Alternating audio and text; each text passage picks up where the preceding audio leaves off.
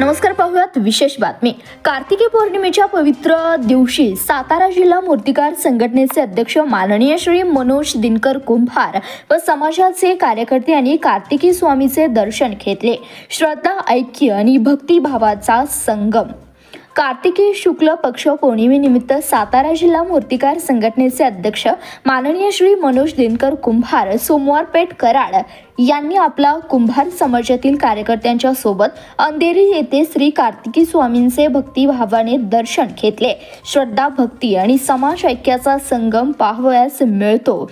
सकाळी लवकर पारंपरिक ढोल ताशांच्या गजरात आणि जय कार्तिकी स्वामींच्या जय घोषात आरती, अभिषेक व कार्तिकी स्वामींची विशेष पूजा अर्चा करून संपूर्ण समाजाच्या कल्याणासाठी प्रार्थना केली।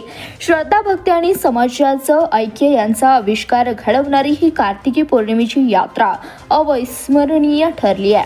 धन्यवाद। प्रतिनिधी शंकर कुंभार, CBS न्यूज मराठी, पन्हाळा।